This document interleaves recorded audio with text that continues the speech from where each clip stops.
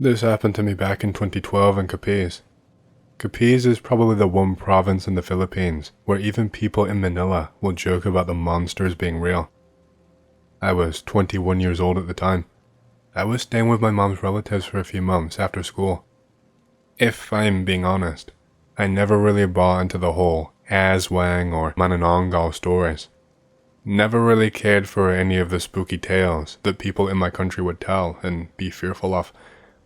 I grew up in the city, and figured it was just one of those things people in the province told their kids to keep them inside at night.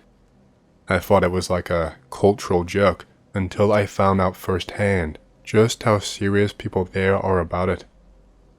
My uncle had a small piggery behind his house. There was maybe 8 or 9 pigs in a wooden pen with a corrugated roof over the top of it. They were basically his savings account, like a lot of families out there, and he was obsessed with checking on them every single night. I used to laugh at how seriously he took it, but now I understand why. Anyway, this one night, it was unbearably hot and I could not sleep. It must have been close to midnight. I was lying on a thin mattress under a mosquito net, half asleep, when I heard dogs barking. It wasn't the usual distant barking either. This was some frantic, panicked barking. It caught me off guard, and my heart started racing really quickly before I even knew why. I got up and went to the window. The night outside was pitch black, except for a weak light bulb hanging over the pig pen, which barely lit more than a small circle around it. The dogs were going nuts, pulling against their chains and barking at the tree line behind the pen. Then I heard it. I heard something like a faint clicking noise. It was irregular but sharp. Probably most similar to stones being knocked together is the best way I can describe it. It was like a tick, tick, tick, tick. I remember what my cousin had told me days earlier when we were up late in his room. He was trying to spook me and was trying way too hard. He started telling me about how the Manananggal makes that sound when it's hunting. In our mythology, the Manananggal is basically this flying creature that can detach its body. It's supposed to fly around with these big bat wings and swoop down and grab you or something. I felt a chill run up my back, but I forced myself to stay put, thinking maybe it was just some weird bird. Like I said, I didn't believe any of the stupid stories, and I felt silly for feeling so on edge. Then, there was a heavy thump on the tin roof of the pig pen. The pigs immediately started squealing and running in circles, crashing against the wooden slats. Something was up there. The roof groaned under the weight, and I could hear claws dragging slowly across the metal, making a shrill, scraping sound. The dogs were howling, the pigs were in chaos, and then I smelled it. It was the same smell my cousin had described in the legend, but I had not believed. It was like rot and blood and stagnant water all mixed together. It was so strong it made me gag even from inside the house. I froze there, watching, when suddenly the light over the pen flickered. For a split second, I swear I saw something crouched on the roof, its silhouette outlined against the bulb. It was huge, bigger than a person, with wings folded along its back. The shape of its arms looked wrong. It was too long and was bent forward. At the end, I could make out clawed hands pressed against the roof. Its head turned toward the house, and I saw the gleam of eyes catching the light. They were not glowing, but more like reflecting it, like a cat's. Then the bulb went dark, and I could not see anything at all. The squealing reached a fever pitch, and over it, I heard a high-pitched sound, like a shriek, but not fully human and not fully animal. My uncle came rushing out of his room with a flashlight and a bull and machete, yelling at me to stay inside, but I could not help it. I followed him out to the porch with my heart hammering in my chest. He shined the flashlight at the pen, just as the roof caved in with a deafening crack. The beam caught something in mid-motion. I saw leathery wings and a twisted shape dropping down into the pen. And then the light swung wildly as my uncle shouted and ran forward. The pig screamed like I've never heard animals scream before. It was pure terror. They were high-pitched and raw, and were being cut short, one by one. There was thrashing and crashing, and the sound of wood splintering. I heard something moving with impossible speed inside that pen. My uncle swung the flashlight around, and for the briefest moment I saw it. A hunched, emaciated figure, with skin stretched tight around itself. The thing had its mouth wide open, with long teeth, and was sinking them into one of the pigs right in front of us. The pig was thrashing violently, but the thing held it like it weighed nothing. Its other arm reached out toward another pig. I caught sight of the claws in the flashlight beam, and they were glistening with blood. My uncle shouted something in Hiligaynon and threw a rock at it. The creature did not stop even once. It continued to chew on the pig while shooting the most evil look in our direction that I had ever seen. It began to take flight, pig still in this thing's mouth, and then swooped towards my father. The thing moved so fast, we barely even had time to react. My father managed to dodge, but just barely. He ended up with a giant gash across his cheek, and if he had not moved his head, I think it would have come clean off. It did this a few times, essentially dive-bombing us, until my father managed to catch it slightly with a pitchfork. The creature let out a screech that pierced my ears, severed the head of the pig with just its jaws, and then launched itself upward. The pig just fell to the ground, and it only took the head. The thing had its wings spread wide. They were leathery and had these huge veins running through them. This thing was so big that I could feel the air being displaced as it left. It was gone in seconds, vanishing over the tree line. The pigs that were left alive were still crying and kicking. The roof of the pen was torn open, and the smell from the thing hung thick in the air. We could also smell the blood and the guts from the decapitated pig. I think we were lucky. I think if it wanted to make the effort, that thing could have killed us in seconds. My uncle stood frozen with the pitchfork shaking in his hand, and his flashlight beam bouncing, as if he didn't know where to point it. His machete was lying on the ground. I don't even know when he dropped it to pick up the pitchfork. When it was over, we went inside, locked the doors, and sat in silence until dawn. Nobody slept a wink the entire night. My aunt burnt some herbs and sprinkled salt on all the windowsills, and was muttering prayers the whole time she did it. It didn't even seem new to her. It felt like she was just annoyed because she had done this many times before. I did not understand all of it, but I did not laugh anymore. My uncle did not scold me for following him outside. He just looked pale and shaken, which scared me more than anything, because I had never seen that man rattle before in my life.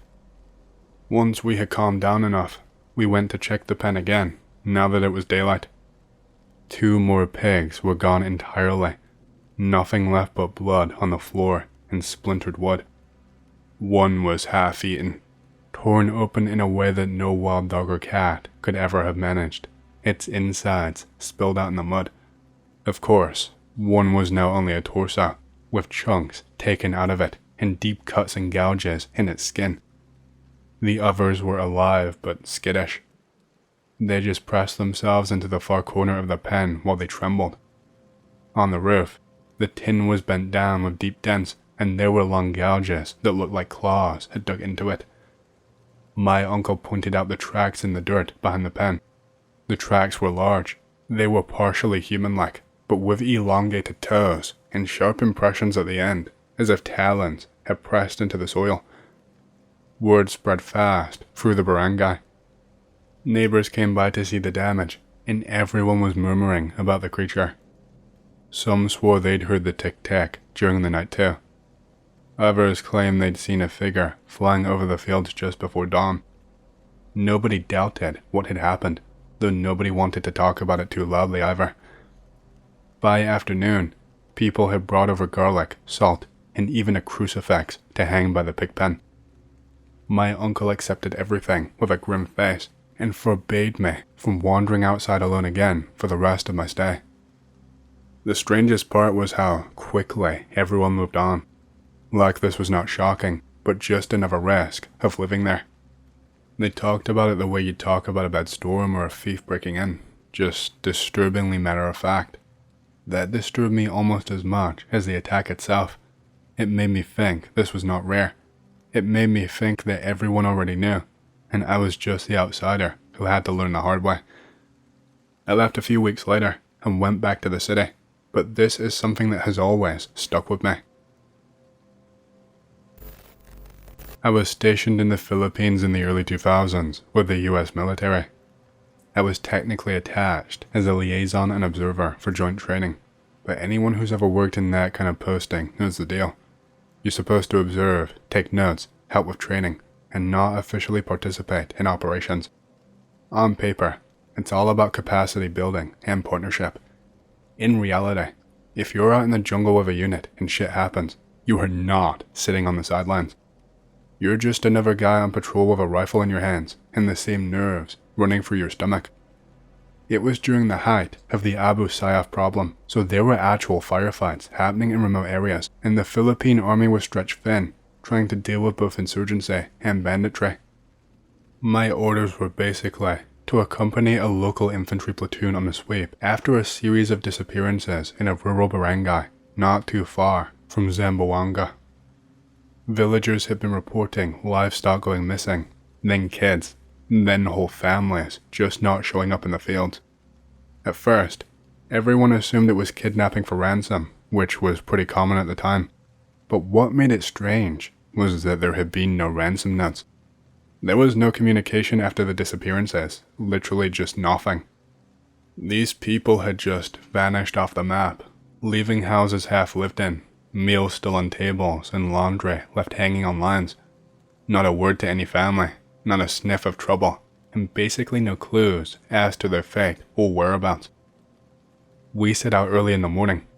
It was a total of maybe 30 of us altogether, mostly young guys in their late teens or early 20s with rusted rifles and mismatched gear. The jungle was thick and the humidity was crushing. It was the kind of environment where sweat does not dry. The sweat just soaks into everything that you're wearing until you're carrying your own personal swamp around your body. We pushed through coconut groves, shallow rivers, and then into heavier foliage where the canopy blocked out most of the light. It was the kind of terrain where you always feel like you're being watched.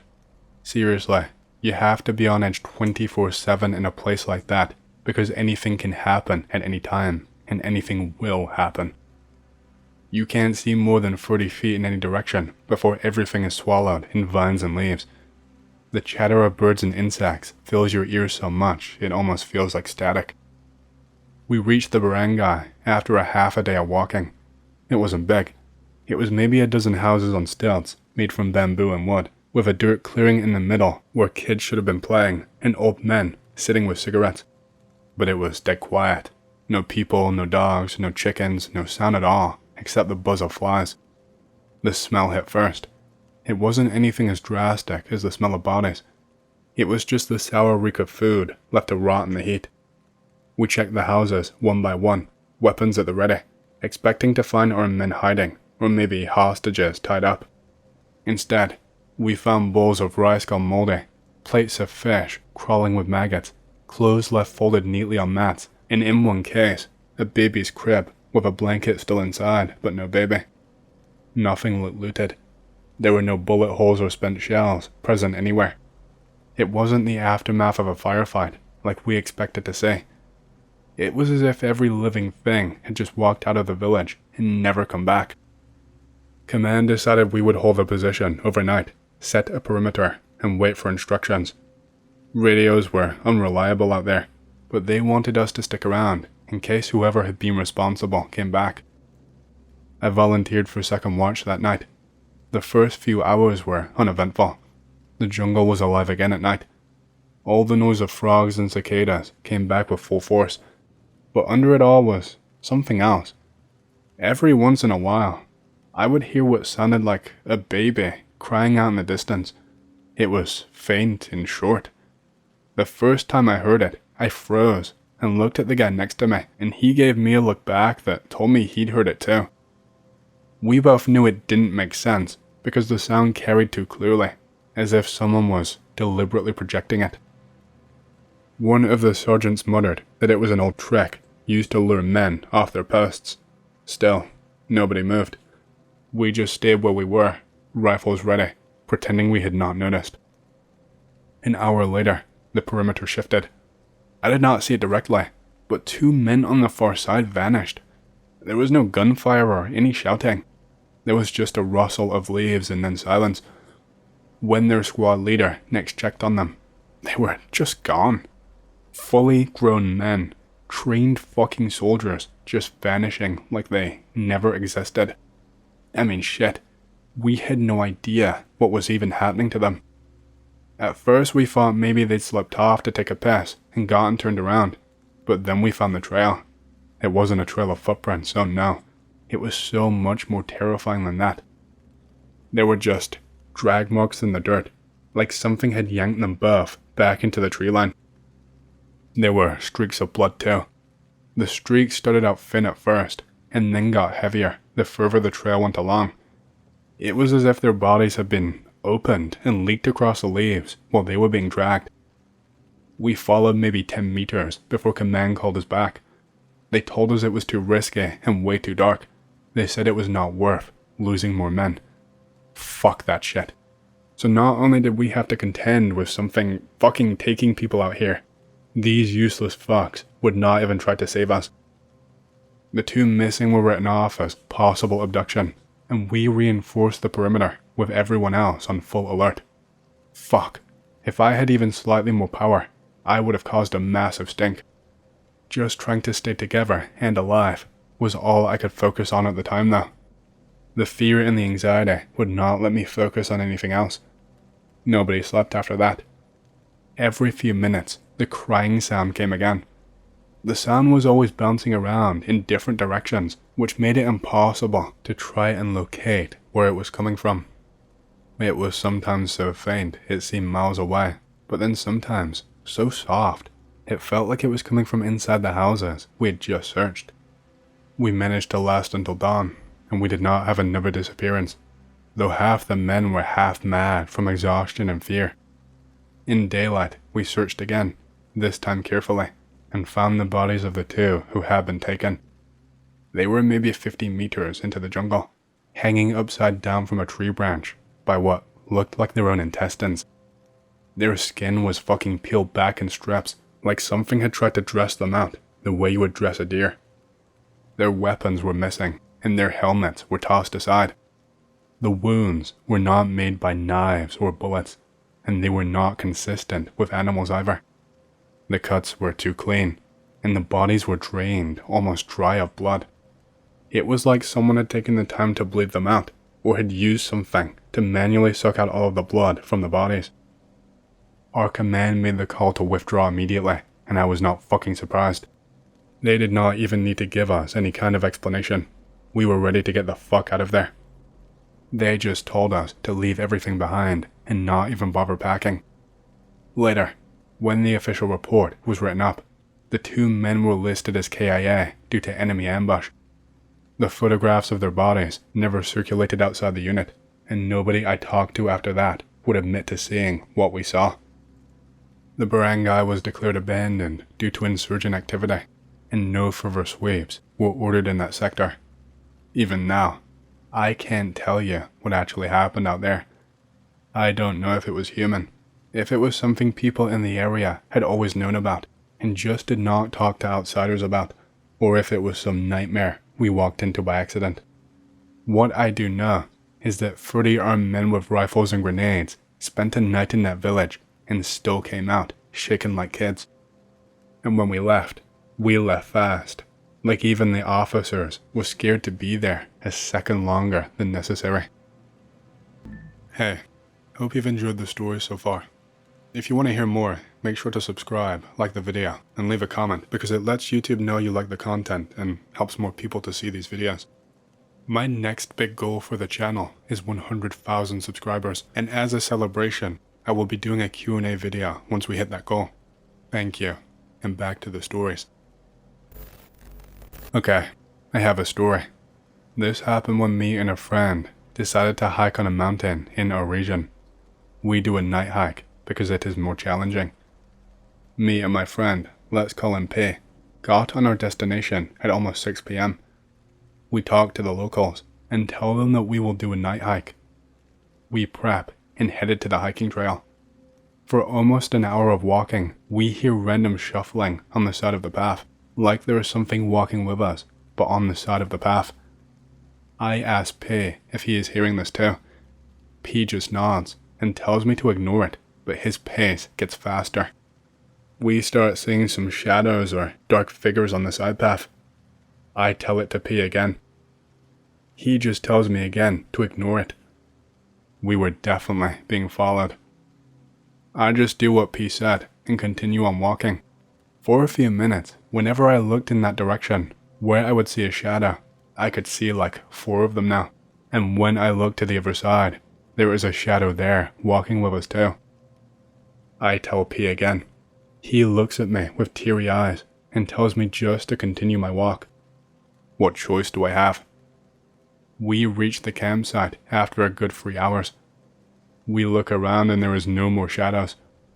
At the campsite, there were like 9 more people, so we feel safe. We decide to leave when the sun rises. When I think about it, I wonder why I didn't flash my light on those shadows. Maybe they were just people trying to scare us. When we got back from the mountain and heading for the car, we told the locals about what happened to us and they just left it off. They told us it's just Engkanto trying to scare us. Engkanto are basically just spirits in Filipino folklore. I've heard that if Engkantos are fucking with you, you put your shirt on backwards to confuse them or something. I always thought that Engkantos are the Filipino version of the fair folk. I've got my own story with them. Be 6 years old at the time. Live in the provinces. I wake up in the middle of the night. My aunt is awake as well. I look at the window. I see my playmate's family moving out of the house. I shout, "Where are you going?" My aunt shushes me. "We're going to leave." My aunt closes the window, telling me not to speak to them. The next day, I still see my playmate. "What the fuck? I thought you left." "Huh?" I tell this to my aunt. "I told you not to speak to them." My aunt is very familiar with this stuff. Weird encounter in the Philippines. Be me, 24 years old at the time this happened. I am in the Philippines, hanging out with friends on a private beach. It's around 3 a.m. We are drinking, and we decided to go find shops to resupply. There is no town on this island, only shops and huts. I start walking down the road from the beach with a friend. We hear dogs barking. My friend and I stop to pee by the road. It's pitch black. We had to use phone flashlight to see. We saw the dogs. We tried to ward them off with flashlights. The dogs were big but not too weird. They had eye shine, but that's it. Then all of a sudden, this guy appeared. Literally just appeared, standing in the middle of the road. When we got to him, he asked where we were going. Remember, it's really fucking late on this beach. We told him we're trying to look for an open shop. He said there was one, but it was really far away. Here's a quick description of the guy. In his 30s, approximately 5'6", unkempt hair and beard, scars on his face like burn scars, terrible teeth, tattered shirt and jeans. The shirt was unbuttoned and he had no undershirt. He had no shoes and his feet were filthy, but he had clean toenails. He had no shoes on in the pitch black dark at night. What the fuck? It looks like he got into and lost a fight. He also had, no joke, a golden coffee mug. Not real gold, obviously, but painted gold. There were huts nearby, but he had not come out from one of them because they had gates and they were closed. Plus, we did not hear them open. There were no lights except from our phones, so he was just standing in the dark. Also, the dogs from earlier just stood by him, like they were his or something, but they looked like strays, and for some reason, they did not bark at him. He asked if he could come with us. Nope. He also asked where we were staying. He had an unnatural interest in whether we were camping on the beach. We politely blew him off and continued down the path. By the way, nobody else was camping on the beach that night. He follows us for a minute, mumbling, but we just ignore him. Then he went down an alleyway, in a completely different direction than we were heading. We have to cross a bridge over a river that flows into the ocean. No way past the river, except over or through. We are looking for somebody to help give us directions. We cross the bridge and come to the other side. It's on that side that we had our camp, by the way. We went to the other side, looking for people. See a guy walking on the beach, run towards him. Shine the flashlight on him. Fuck, it's the same guy. He says, "Oh, it's you." Was scared shitless, just ran past. What was nuts was that he could not have gotten to the beach before we did, and without us seeing him. No way, he did not swim over. There was no boat or anything. He went the complete opposite direction. Plus, we never told him where we were camping. We are scared and drunk. We get back to camp with friends and wait till the morning. In the morning, talk to a caretaker of the beach. He says we saw an Aswang, a Filipino legendary creature that's basically a vampire, can shapeshift, turn into animals, etc. He says the reason the shops on the island close so early is because they are afraid of the Aswang. Apparently, a bunch of fishermen and kids had gone missing recently on the island too, and the people thought it was the Aswang. Apparently, Filipinos believe in a lot of weird stuff just like this. I don't know what it was, but fuck that guy. Here is another story. Not really an Aswang, but more of a Maligno, a general term for malevolent spirits. A little background. In our school, the seniors go on a 3-day retreat in a retreat house. This being a retreat house, of course, it's far away from civilization and closer to nature, with really bad reception and all that. Anyways, I was an active member of a club, and our seniors had stories about that place.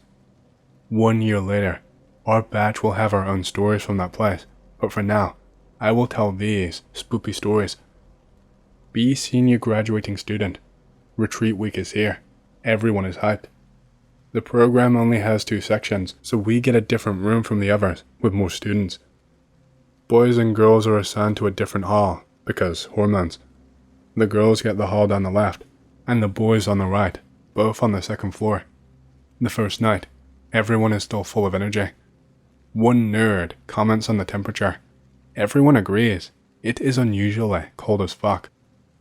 The place is up the mountains and shit, full of nature stuff all around, no biggie. Eventually, everyone passed out at some point. Second night, the lights are out. Mostly everyone's still awake, reflecting on the day's activity. Suddenly, someone starts laughing. Hey guys, look at that. Dude is pointing up at glass windows. Their room was a huge hall with rows of bunk beds. There are windows on one side, and right across the door is a row of glass windows at the very top of the wall, reaching just where the ceiling starts, if that makes sense. Anyway, they see a pair of hands clinging to one of the high ceiling windows, not moving, just there. You can only see the fingers holding on to the outside pane. Start laughing and hooting, thinking the girls are trying to prank them. My face went. We are on the 2nd floor. It takes a second for everyone to process this. Everyone panicky runs to the opposite end. One brave guy decides to climb the nearest bunk bed and look out the window. The hand is most definitely there, but it's pitch dark beyond the wrists. Everyone moves their bunk beds as far away from that side as possible. At least 2 people were always awake until sunrise, me included. The hand stayed there until it was light outside. Next day, asked GF if the girls had anything to do with it. Of course not. The girls all say they felt like they were being watched their entire stay there. This one happened in the same retreat house, different set of senior students, not our batch, but green texting this and assuming first person POV. It's retreat day number 1. Everyone is settling down and given a few hours to relax before dinner. The squad is composed of 4 girls. One of us had a 3rd eye. Let's call her Anna. Basically, when someone is said to have a 3rd eye, it means they are more attuned to paranormal stuff and can usually see or feel spirits. The squad commandeers neighboring bunk beds. Everyone in the hall is minding their own business, kinda loud, chatting, laughing, etc. Anna is upset, telling us to keep it down. Lol, why Anna? Don't tell us. Spooky skeletons are around. Anna won't let up, decides to ignore us and take a nap. We respect her decisions, but fails at keeping quiet. A few moments later, one of us notices Anna. She is lying on her back, pale, her eyes wide open, and she is crying. Dude, Anna, what the fuck? Is something wrong? Anna is not moving. She is in fact stiff as a board. By this point, we were all panicking. The neighboring bunk beds, noticing our distress. One runs out to either call a professor or one of the priests running the place. One girl notices that Anna's chest and stomach has a weird depression, like someone is putting weight on them. The priest arrives. Suddenly, Anna heaves and starts sobbing full blown. In her hysteria, she tells us that there was an old lady sitting on top of her and strangling her, screaming about how everyone is loud. She tells us about hundreds of tiny dark creatures holding her arms and legs down. My face went. She gets bruises on her arms and legs the next day.